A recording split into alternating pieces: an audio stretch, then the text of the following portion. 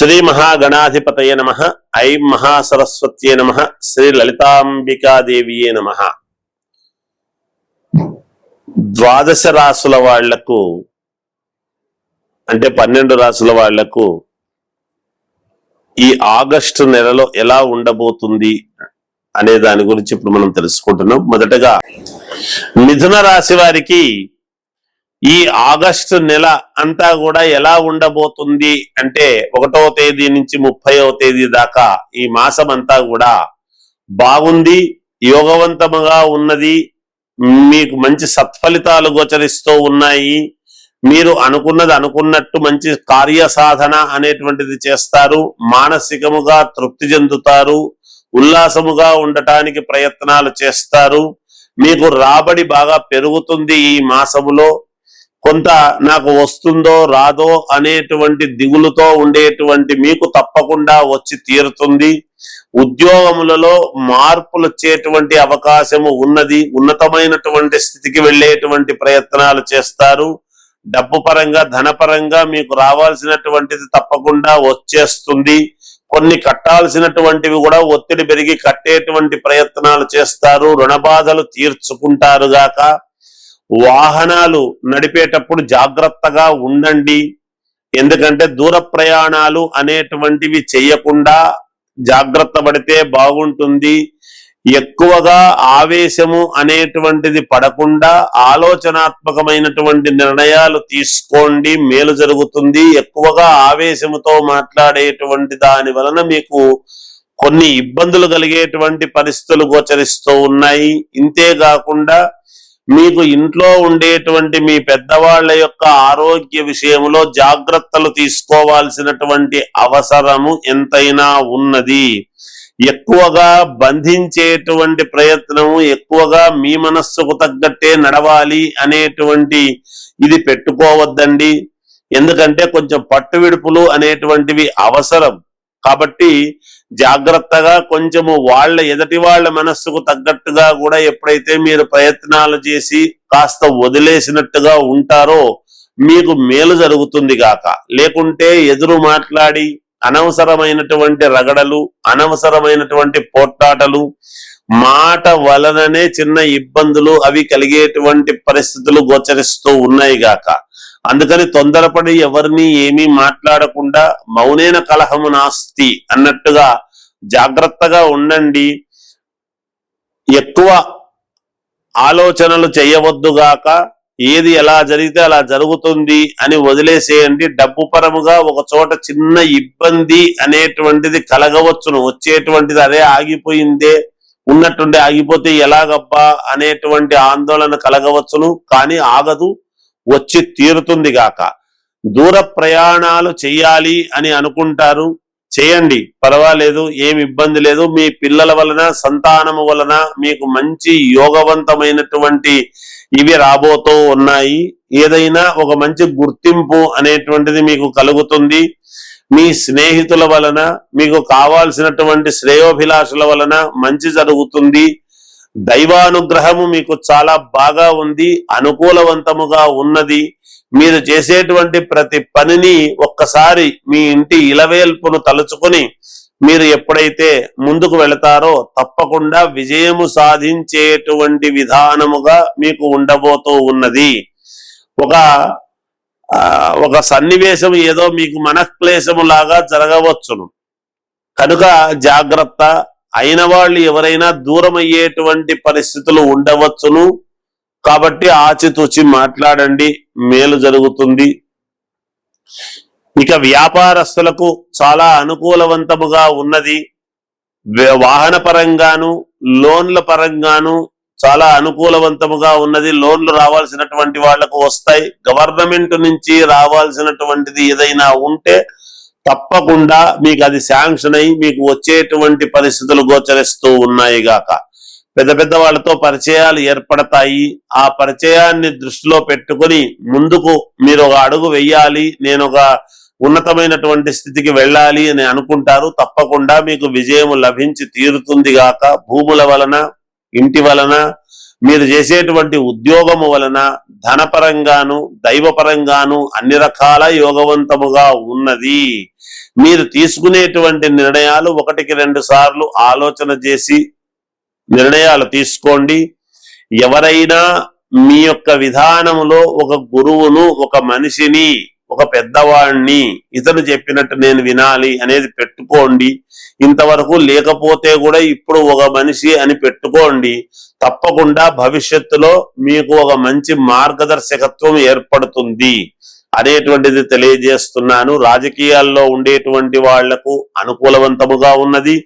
Cinema రంగములో ఉండేటువంటి వాళ్లకు, TV serials లో నటించేటువంటి వాళ్లకు చాలా అంటే చాలా అనుకూలవంతముగా ఉన్నది. స్థలాలకు సంబంధించినటువంటి యోగాలు ఉన్నాయి. ఇంటికి సంబంధించినటువంటి యోగం, గృహయోగము ఉన్నది. తప్పకుండా మీకు విజయం వైపు మీ అడుగులు ఉండబోతున్నాయి. ఇంకా మెరుగైనటువంటి ఫలితాలు కావాలి అనుకుంటే మీ వ్యక్తిగతమైనటువంటి జాతకాన్ని మీకు నచ్చిన వాళ్ళ దగ్గర చూపించుకోండి. ఏదైనా ఉంటే పరిహారాలు చేసుకోండి, మేలు జరుగుతుంది. జయోస్తు. 12 రాసుల వాళ్ళు కూడా ఈ మాసంలో, ఈ ఆగస్టు నెలలో ఏమి పరిహారము చేసుకుంటే మేలు జరుగుతుంది, ధనపరంగా మేలు జరుగుతుంది అనేటువంటిది ఆలోచనలు చేయాలి. ఏం చేస్తే బాగుంటుంది అనుకుంటే, ఈ ఆగస్టు నెలలో మనకు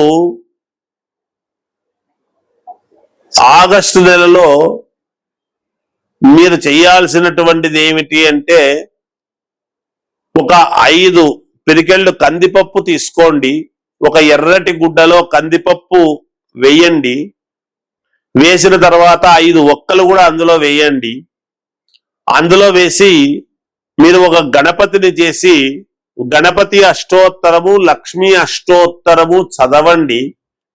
చదివిన తర్వాత ఆ గణపతిని, ఆ తోలపాకులు, గణపతిని పెట్టి పూజ చేసినటువంటిది, అష్టోత్తరము చేసినటువంటి కుంకుమ అన్ని అందులోనే పెట్టి ఒక మూటలాగా కట్టండి. ఆ మూటలాగా కట్టి ఆ మూటను మీరు ఏం చేస్తారంటే, మీరు బీరువాలో మీరు ధనం ఉండేటువంటి చోట పెట్టుకోండి. తప్పకుండా మీకు అనూహ్యముగా రావాల్సినటువంటి డబ్బు ఏదైనా ఉండినా, లేదా మీకు డబ్బు కావాలనుకున్నా, ప్రయత్నాలు చేస్తూ ఉంటే రాలేదని అనుకుంటున్నటువంటి వాళ్ళకి కానీ, ఎవరికైనా సరే, దీనివల్ల భూముల వలన ఇబ్బంది పడేటువంటి వాళ్ళకైనా కొంత మీకు ఊరట కలిగేటువంటి విధానముగా ఉండబోతూ ఉన్నది అనేది తెలియజేస్తున్నాను. ఈ ప్రక్రియ చేయండి, మీకు మేలు జరుగుతుంది. జయోస్తు. శ్రీ మహాగణాధిపతయ నమః. ఐం మహాసరస్వత్యే నమః. శ్రీ లలితాంబికాదేవియే నమః. ప్రేక్షక మహాశయులందరికీ కూడా నేనొక విన్నపము తెలియజేస్తూ ఉన్నాను. ఏమిటి అంటే, సహజముగా లోకా సమస్త సుఖినో భవంతు అని చెబుతూ ఉంటాం. డబ్బులున్నటువంటి వాళ్ళు అనేక రకాలుగా సామాజికమైనటువంటి ప్రయోజనాలు ఎన్నో చేస్తూ ఉంటారు. డబ్బు లేనటువంటి వాళ్ళు శారీరకమైనటువంటి శ్రమ ద్వారా నలుగురికి ఉపయోగపడేటువంటి పనులు చేస్తూ ఉంటారు. కానీ మాలాంటి వాళ్ళము, అంటే నేను విబుధా సమాహిత ట్రస్టు లలితాంబికా పీఠం అధ్యక్షుడిగా, పంచముఖాంజనేయ స్వామి ఉపాసకుడిగా, వాస్తు జ్యోతిష పండితుడిగా నా ఆలోచన ఏమిటి అంటే, దీర్ఘకాలికమైనటువంటి అనారోగ్యముతో బాధపడుతూ ఉండేటువంటి వాళ్లకు నేనేమి ప్రయోజనము చేయగలను అని ఒక్కసారి నన్ను నేను ఆలోచన చేసి, వచ్చే సెప్టెంబర్లో వచ్చేటువంటి పౌర్ణమి నుండి వీళ్ళ కోసం ఒక హోమము అనేటువంటిది ప్రతి నెల పౌర్ణమి నాడు ఒక హోమము చెయ్యాలి అని అనుకుంటూ ఉన్నాను. అయితే కాంచానాం కర్మ విమోచనం అనేటువంటిది ఉంటుంది. హోమాలు అందరూ చేస్తూ ఉంటాం. చండీ హోమం ఉంది, సుదర్శన యాగము ఉన్నది, అలాగే లక్ష్మీ గణపతి హోమం ఉన్నది, నవగ్రహ హోమము ఉన్నది, మృత్యుంజయ హోమం ఉన్నది. ఇలా హోమాలు అనేక రకాలుగా ఉన్నాయి. ఈ మృత్యుంజయ హోమము ఇలాంటివి ఆరోగ్యపరముగా అలాగే అరుణ హోమము ఇలాంటివి ముఖ్యమైనటువంటివి ఆరోగ్యపరముగా అందరికీ ఆరోగ్యం బాగుండాలి, అయితే అందుబాటులో ఉండాలి. ఎప్పుడు కూడా అందరూ ధనవంతులే ఉండరు, ధనము లేనటువంటి పేదవాళ్ళు ఉంటారు, ధనం ఉన్నవాళ్ళు ఉంటారు. అయితే కాంచానాము కర్మ విమోచనం అనేటువంటిది ఒకటి ఉంది కాబట్టి నిజానికి నేను చాలా ఉచితముగా చెయ్యాలి అని అనుకున్నాను. అయితే ఉచితముగా చేస్తే ఫలించాలి కదా అనేటువంటి మాటతో ఒక్క 116 రూపాయలకు మాత్రమే చెయ్యాలి అనేటువంటి దృక్పథముతో పెట్టుకున్నాను. ఒక మనిషికి 7 సార్లు చెయ్యాలి అని అనుకుంటున్నాను నేను. ఎందుకు 7 సార్లు అంటే 7 జన్మల యొక్క పుణ్య ఫలం. ఏదైనా మామూలుగా మనం చెబుతూ ఉంటాం, ఏమని? పూర్వజన్మ కృతం పాపం వ్యాధి రూపేణ పీడ్యతే అన్నాడు. అంటే వ్యాధి అంటే రోగం అని కాదు దాని అర్థం. పూర్వజన్మలో చేసుకున్నటువంటి కృతాసుకృతాలను బట్టి కదా మన జీవితం నడుస్తుంది.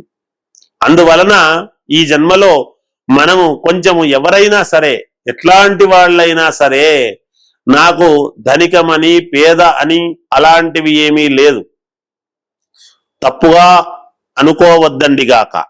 ఏమిటి అంటే, ఎందుకు చెప్తున్నాను అంటే ఈ మాట, లేని రిక్షా దొక్కుకునేటువంటి వాళ్లకు ఒక పెళ్లి మంత్రము, బెంజు కార్లలో నడిపేటువంటి వాళ్లకు ఒక పెళ్లి మంత్రము లేదు కదా. పెళ్లి మంత్రమే ఉంటుంది. అలాగే ఇక్కడ ఉన్నవాళ్ళు లేనివాళ్ళు అనేటువంటిది తన మన అనేటువంటి భేదాభిప్రాయము కుల మతాలకు అతీతముగాను ఎవరికి నమ్మకము అనేటువంటిది ఉంటుందో వాళ్ళు సంప్రదించవచ్చును. తప్పకుండా వాళ్ళ పేరు వాళ్ళ గోత్రము ఇస్తే నేను తప్పకుండా చేయడానికి సిద్ధంగా ఉన్నాను. మీరు ఆ 116 రూపాయలు ఇస్తేనే చేస్తాను, లేకపోతే లేదనేదేం లేదు. నేను చెయ్యాలి అనుకుంటున్నాను సహృదయతతో. లోకా సమస్త సుఖినో భవంతు అనేటువంటి పదానికి తదనుగుణముగా లోకమంతా బాగుండాలి అనుకున్నప్పుడు దానికి అనుకూలవంతముగా మేము ఒక ముందడుగు వేస్తేనే కదా. ఊరికే మాట చెబితే ఎలా? మాటకు తగినటువంటి క్రియ ఉండాలి, క్రియకు తగినటువంటి చేతలు ఉండాలి.